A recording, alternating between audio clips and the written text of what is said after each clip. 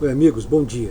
Vamos conversar um pouquinho, rapidamente, sobre filosofia da ciência, sobre a perspectiva de um dos maiores filósofos da ciência, que é o austro-húngaro chamado Karl Popper, falecido em 1992, é um filósofo contemporâneo que fez com que as ideias científicas tomassem um rumo diferente. Mas antes disso, a filosofia da ciência é uma parte da filosofia que analisa de forma muito profunda a validade da ciência, qual o seu caminho, qual a sua busca, seus objetivos, suas leis, teorias, seu método e, principalmente, qual a perspectiva mais racional e mais correta que a ciência deve seguir, que a ciência deve buscar. Antes de qualquer coisa, é interessante perguntar rapidamente o que é ciência. O que é ciência? Ciência que hoje, de uma certa forma, ela é tão contestada, ela é tão buscada. Existem, de um lado, grupos que acham a ciência fundamental, outros que acham que a ciência não é fundamental, mas é importante entender que a ciência é um campo da atividade humana que se dedica à construção de um conhecimento seguro a respeito dos fenômenos do mundo.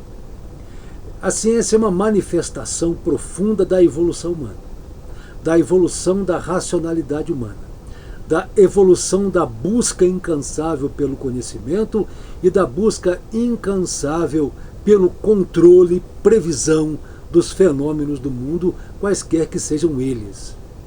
Então ela se dedica a isso. É um conhecimento que se dedica que se contextualiza a partir da ideia da importância de se conhecer, buscar, compreender e dominar os fenômenos do mundo. Mas conhecer para quê? Quais os objetivos fundamentais da ciência? Em primeiro momento, para tornar o mundo compreensível.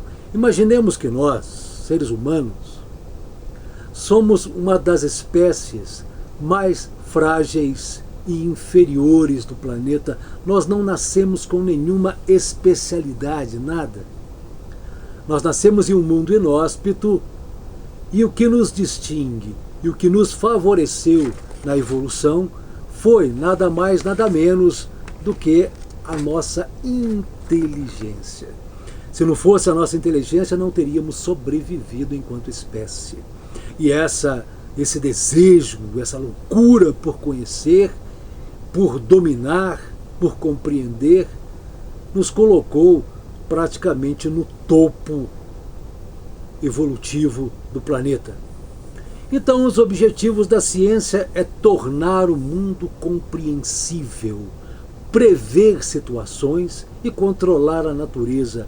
Imagine que no passado era impossível prever de forma absoluta, de forma confiável, uma mudança climática drástica.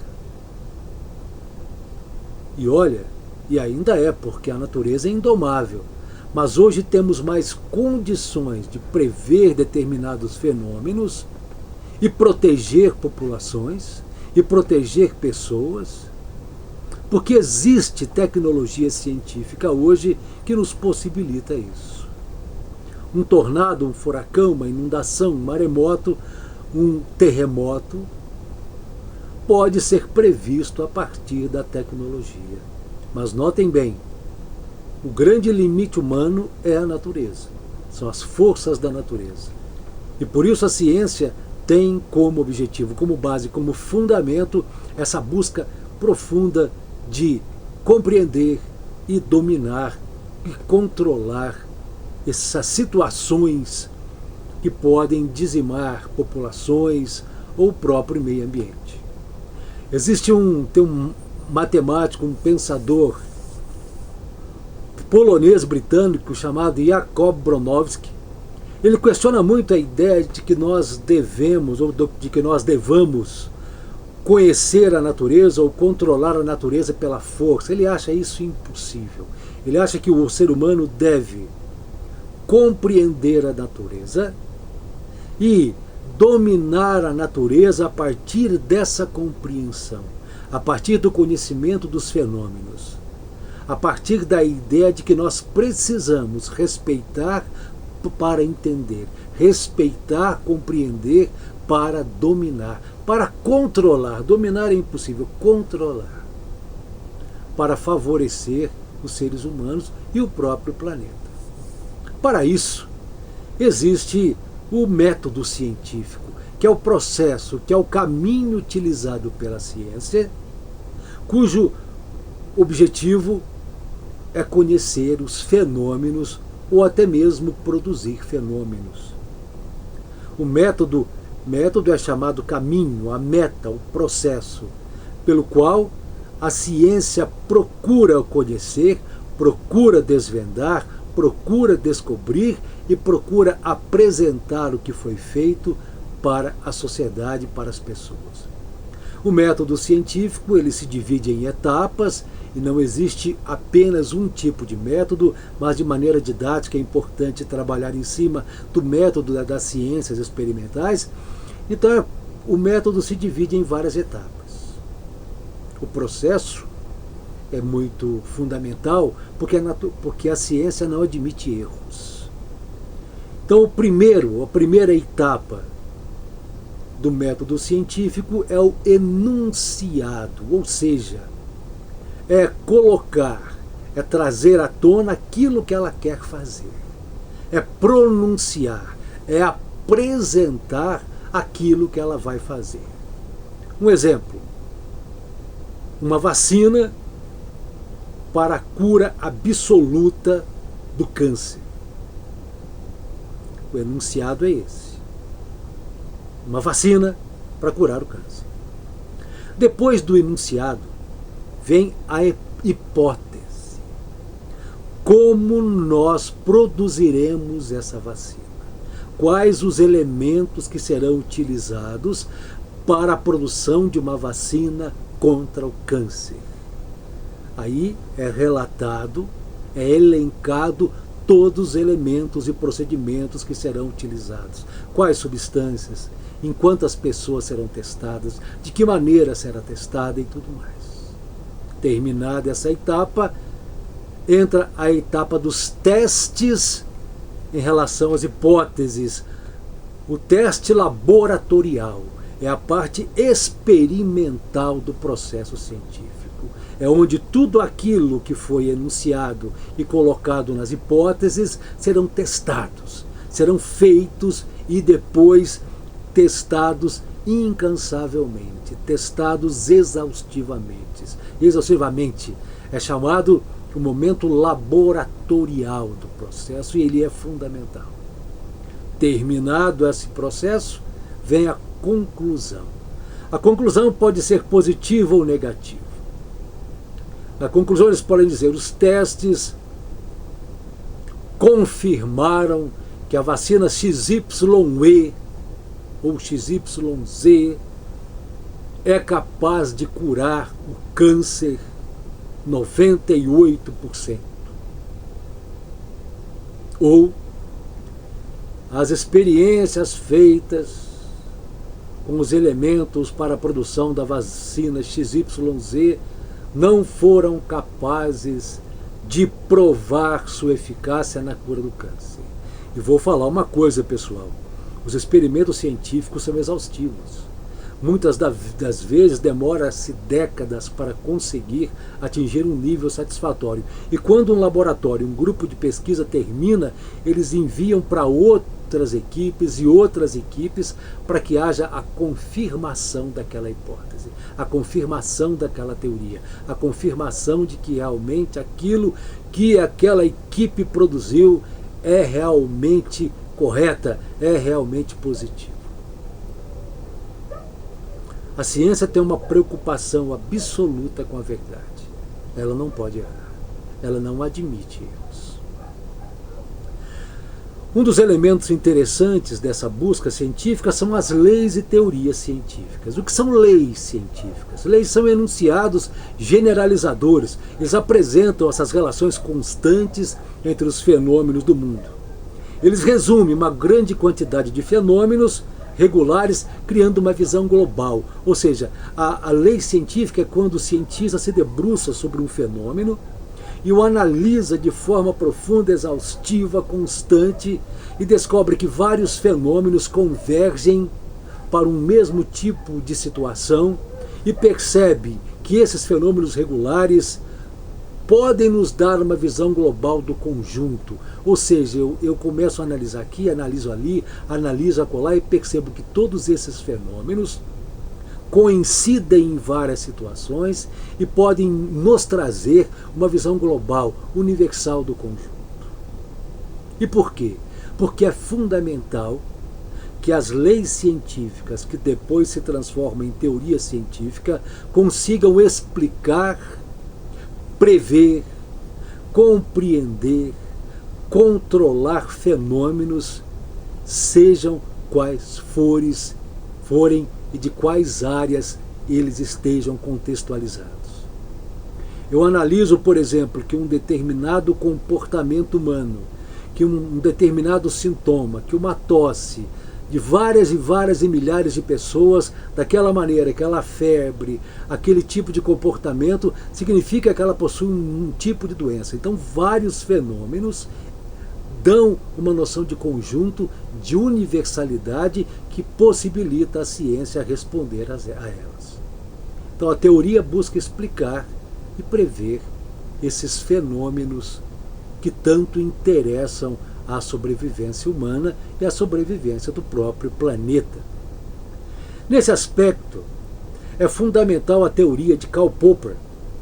Karl Popper, esse célebre pensador, considerado um dos maiores filósofos da ciência contemporâneo, ele muda o rumo totalmente da ideia ou das ideias que existiam sobre a teoria científica. Antes de Popper, todos acreditavam que a teoria científica era uma verdade absoluta, incontestável. Você chegava a uma conclusão depois de anos e décadas pesquisando, então aquela conclusão, aquela lei científica, aquela teoria científica é considerada uma verdade inabalável, incontestável. Karl Popper diz não. Não existem teorias científicas inabaláveis. A história vem provar isso. Como? A teoria geocêntrica de Ptolomeu, depois defendida por Aristóteles, defendida pelos padres da igreja na Idade Média, dizendo que a Terra era o centro do universo e os demais planetas giravam em torno dela. E todos diziam que era uma teoria absolutamente infalível. Foi demonstrado historicamente e com argumentos científicos também poderosíssimos por Copérnico, Galileu Galilei, que elas não eram verdade absoluta. Copérnico cria a teoria heliocêntrica, que o Sol está no centro de uma galáxia e os demais planetas giram em torno dele. É um golpe profundo. Mas para Karl Popper isso é fundamental para que se entenda que não existem teorias científicas absolutas. Que a evolução da própria ciência possibilita aos cientistas chegarem a níveis impensáveis há 20, 30, 100, 200, 500 anos atrás. A ciência evolui assim como evoluem os seres humanos. Ou os seres humanos, a ciência evolui de forma harmônica para que novas e novas descobertas sejam capazes de melhorar cada vez mais a vida humana e também de trazer mais compreensão acerca das leis do mundo. Então, para Karl Popper não existe verdade absoluta. Mas como demarcar esse problema? Como trazer esse problema para ser discutido pela filosofia? Karl Popper diz: como nós podemos distinguir entre ciência e não ciência? Entre ciência verdadeira e pseudociência. Pseudociência é aquela baseada em achismos, teorias da conspiração, intuição, sobrenaturalidade, misticismo, superstição, eu ouvi falar, eu ouvi dizer. Isso é pseudociência. É possível manipular os números, descobrir o destino humano. Né? Puxa, minha tia fazia um chazinho. O tratamento precoce da Covid. Descobriram há pouco tempo, que a hidroxicloroquina pode matar.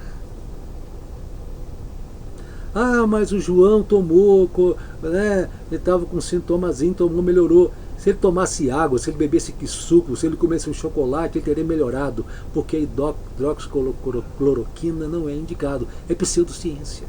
Ciência de mentira. A verdadeira ciência ela é muito séria. Ela não brinca com achismos. Ela busca a verdade e ela não tem medo da contestação. E como distinguir então a verdadeira ciência da falsa ciência? Para Karl Popper, é fundamental que a ciência passe pelo processo de falseabilidade de suas estruturas. Segundo Karl Popper, a principal propriedade da ciência é a falseabilidade. Como assim? Para Karl Popper, para que uma hipótese possa ser aceita como teoria científica, ela tem de ser refutável, contestável. Ela tem que ser contestada sem nenhum pudor. Ela tem que ser falseável. Toda afirmação deve poder ser comprovada como falsa. Ou seja, um laboratório deve pegar essa teoria e buscar se ela é falsa, contestá-la. Depois de um amplo esforço para provar que aquela teoria é falsa, se nenhuma prova de falsidade daquela teoria for encontrada, significa que ela é verdadeira. E estando verdadeira naquele momento, ela é legitimada pela comunidade científica e legitimada para ser colocada para as pessoas. Por isso que a ciência é um processo dinâmico, dialético. Dialético por quê? Porque admite contestação, que admite a busca de provas em contrário. Quando buscaram na cloroquina provas em contrário da sua eficácia, descobriram coisas horrendas, que ela pode matar. Ela pode matar as pessoas que têm Covid.